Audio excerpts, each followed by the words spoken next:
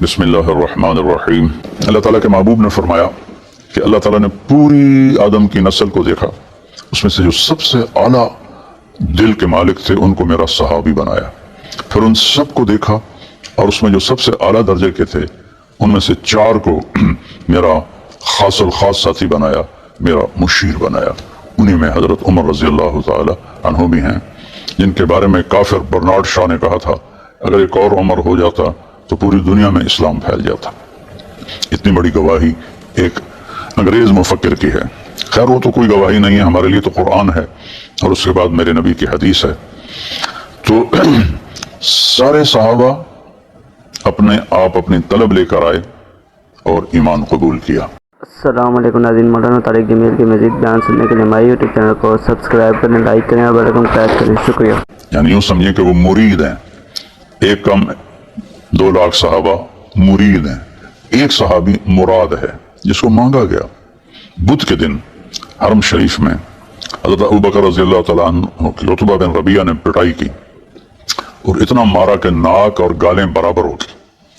تو بنو تیم آئے اور آپ کو لے گئے اور اعلان کیا کیا کرو، ابوبکر مر گئے تو اس کے بدلے میں ہم عتبہ بن ربیعہ کو قتل کریں گے۔ پچھلی رات ان کو ہوش آیا تو ہوش آتے ہی پوچھا میرے نبی کا کیا حال ہے؟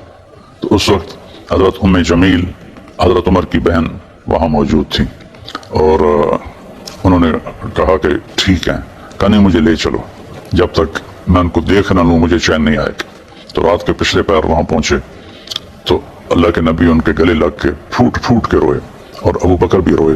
پھر وہاں آپ نے ہاتھ اٹھائے، اللہم اعز الاسلام بعہد العمرین وبعمر بن الخطاب خاصۃ، یا اللہ 2 عمر میں سے ایک کو ہدایت دے کر اسلام کو عزت والا بنا، اور عمر بن خطاب کو خاص طور پر میں تم سے مانگتا ہوں۔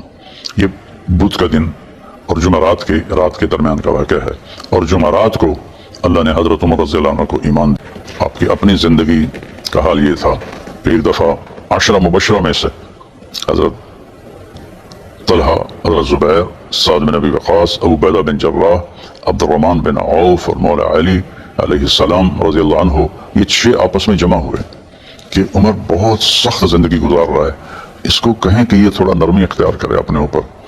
تو حضرت علی نے فرمایا کر لو، مانے گا نہیں، کہ نہیں ہم کوشش کرتے ہیں۔ اور انہوں نے کہا ہم ازواج مطہرات میں سے بھیجتے ہیں حضرت حفصہ کو اور حضرت عائشہ کو، وہ بات کریں گے۔ تو یہ دونوں تشریف لائے ان کے گھر میں، تو چارپائی پر لیٹے ہوئے تھے، اٹھ کے بیٹھ گئے۔ تو حضرت عائشہ نے بات شروع کی، امیر المومنین اللہ کے نبی کے دور میں دنیا نہیں آئی، پھر میرے باپ کا زمانہ 2 سال رہا، دنیا نہیں آئی، اب آپ کے دور میں اللہ نے کیسر کو فتح کرا دیا، روم فتح ہو گیا، ایران فتح ہو گیا۔ پھر اپنی بیٹی سے فرمایا حفصہ تو گھر والی ہے، یہ بتا اللہ کے نبی نے زندگی بھر کبھی 2 وقت کھانا کھایا؟ صبح کھایا شام نہیں کھایا، شام کھایا صبح نہیں کھایا، میں ٹھیک کہہ رہا ہوں؟ کہنے لگے اللہم نعم، جی بے شک آپ ٹھیک فرما رہے ہیں۔ فرمایا اچھا یہ بتا، ایک دفعہ تو نے ایک چھوٹی سی ٹیبل پر اللہ کے نبی کو کھانا رکھ کے دیا تھا، تو آپ نے اٹھا کر زمین پر رکھ لیا تھا اور فرمایا تھا میں اللہ کا غلام ہوں، بندہ ہوں، میں غلام بن کے کھانا کھاؤں گا۔ وہ چھوٹی سی ٹیبل ہٹا کے زمین پر رکھ کے آپ نے کھانا کھایا۔ کہا یہ ٹھیک ہے؟ کہ اللہم نعم۔ کہ جی یا رسول اللہ، جی ابا جان، ہمارے نبی کا تیرے گھر میں بستر کیا تھا؟ ایک ٹاٹ تھا، رات کو دوہرا کر دیتی تھی، صبح اس کو میں کھول دیتی تھی۔ پھر فرمایا عائشہ، حفصہ، جنہوں نے تمہیں بھیجا ہے انہیں کہہ دو کہ 3 دوست تھے، وہ منزل کی طرف چلے، ایک چلا اور پہنچ گیا جناب رسول اللہ، پھر دوسرا چلا اور وہ بھی منزل پہ پہنچ گیا جناب ابو بکر رضی اللہ عنہ، اور فرمایا عائشہ، حفصہ، اللہ کی قسم میرے نبی مجھے جس حال پر چھوڑ کر دنیا سے گئے تھے اسی حال پہ رہوں گا اور اسی پہ مروں گا یہاں تک کہ میرا اللہ مجھے اپنے ساتھیوں سے ملا دے۔ 23 ہجری کو، میں تو بہت شارٹ کر رہا ہوں، تو پوری داستان ہے، عمر ایک شخص نہیں، عمر ایک امت ہے، امت۔ میرے نبی نے فرمایا وزیرای فی الارض ابو بکر و عمر و وزیرای فی السماء جبریل و میکائیل، میرے 2 وزیر دنیا میں ہیں، ابو بکر اور عمر، اور میرے 2 وزیر آخرت میں ہیں، جبریل و میکائیل۔ اور ایک دفعہ مسجد میں داخل ہوئے، آپ کے ادھر ابو بکر تھے، ادھر عمر تھے، سامنے صحابہ تھے۔ فرمایا ہمیں دیکھ رہے ہو؟ کہ جی ہاں۔ کہ قیامت کے دن بھی میں ایسے ہی اٹھایا جاؤں گا کہ میرے सीधे हाथ पे अबू बकर होगा और मेरे उल्टे हाथ पे उमर होगा। फिर आपने फरमाया अगर मैं लो काना बादी नबी लकाना उमर, मेरे बाद कोई नबी होता तो उमर होता। फिर फरमाया मैंने जन्नत में एक महल देखा बहुत खूबसूरत, तो मैंने फरिश्ते से पूछा ये किसका है? उन्होंने कहा ये कुरैशी का है।